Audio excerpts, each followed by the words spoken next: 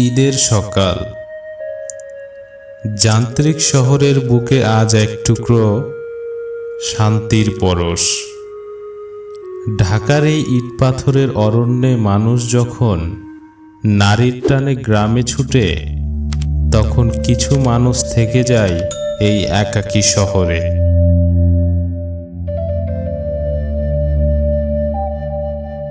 আরিফ আর সুমি, তাদের ছোট্ট সংসার। অভাব আছে, কিন্তু ভালোবাসার কমতি নেই। আজ ঈদের দিন। জানালা দিয়ে আসা রোদের ঝিলিক যেন সুমির মুখে এক অদ্ভুত আভা ছড়িয়ে দিচ্ছে। কিন্তু এই আনন্দের আড়ালে যে কত বড় এক বিচ্ছেদের আভা লুকিয়ে আছে, তা জানত না এই দম্পতিরা।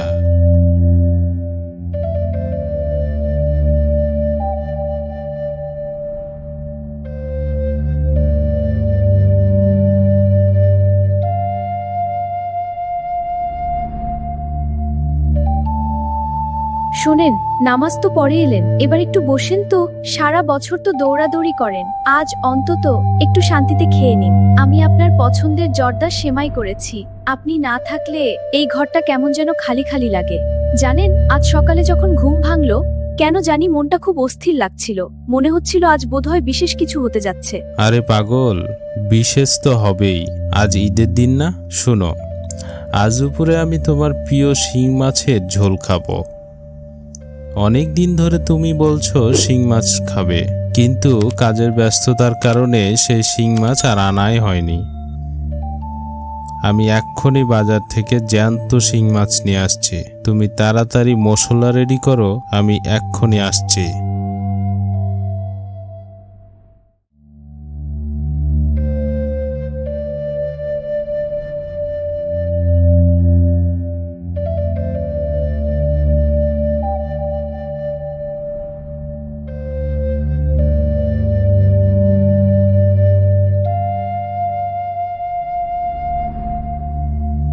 আরিফ আনন্দের সহিত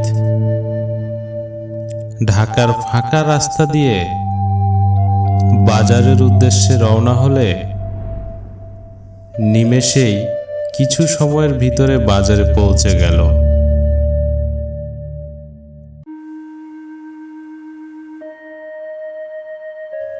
সেখানে বাজারের ভিতরে বেশ কয়েকটি দোকান খোলা ছিল। এক দোকান থেকে জ্যান্ত শিং মাছ পলিথিনের ভিতরে পানির ভিতরে নিয়ে বাড়ির পথে রওনা দিল।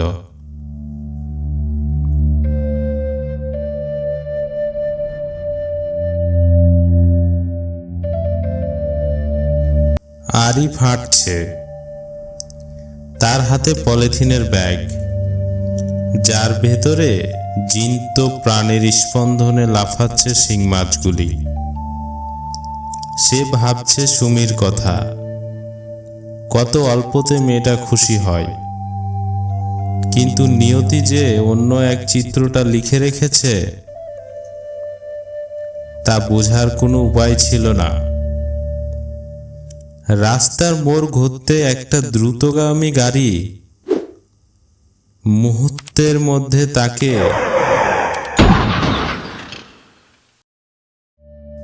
পরবর্তীতে সব নিস্তব্ধ। এক মুহূর্তের জন্য মনে হলো সময় থমকে গেছে।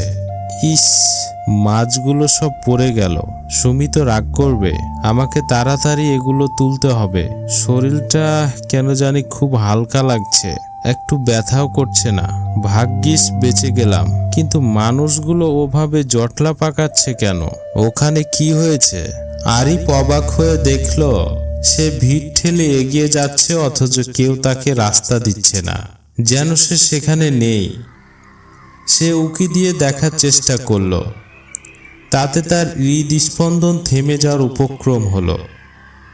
রাস্তার মাঝখানে রক্তের আলপনায় শুয়ে আছে এক যুবক, নীল পাঞ্জাবি পরা, ঠিক তার মতোই।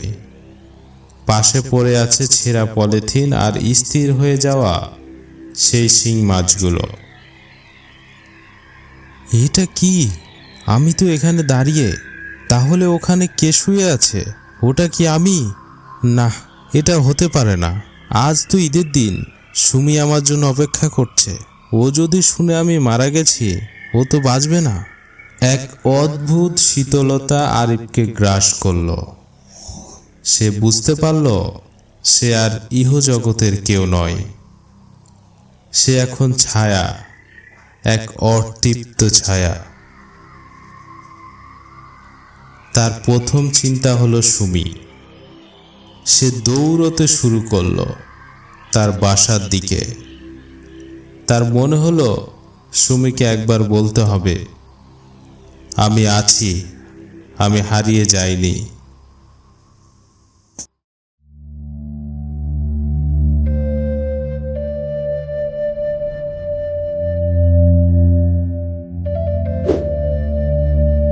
আপনারা ভুল বলছেন, ও তো মাছ কিনতে গেছে, ও এখনই আসবে। ও আমাকে কথা দিয়েছে দুপুরে শিং মাছের ঝোল খাবে। আপনারা কেন মিথ্যা কথা বলছেন? আজ তো খুশির দিন, আজ কেন এমন হবে? ওগো, আপনি কোথায়? একবার এসে এদের বলে দিন যে আপনি বেঁচে আছেন। সুমি, আমি এখানে, এই তো আমি তোমার সামনে। কেঁদো না সুমি, আমি সহ্য করতে পারছি না। দেখো, আমি ঠিক আছি যে আমি তোমার সামনে, কিন্তু আমি কেন তোমাকে ছুতে পারছি না? কেন তুমি আমার কথা শুনতে পাচ্ছ না? আমি তো কিছুই বুঝতে পারছি না।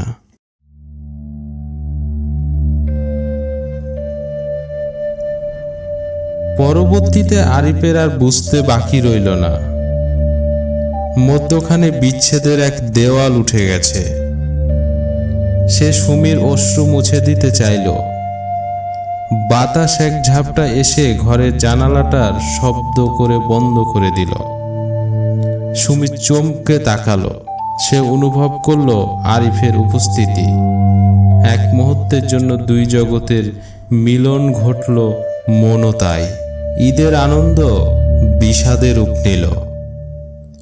ঢাকার সেই ছোট্ট ঘরটিতে তখন শুধু কান্নার সুর। আরিফের নিথর দেহ যখন বাড়িতে আনা হলো, তখন আকাশের কোণে ঈদের চাঁদ ম্লান হয়ে গেছে। আরিফ বুঝতে পারল তার যাওয়ার সময় হয়েছে। সে শেষবারের মতো সুমির কপালে একটি অদৃশ্য চুমু খেল এবং ছায়ার মতো মিলিয়ে গেল।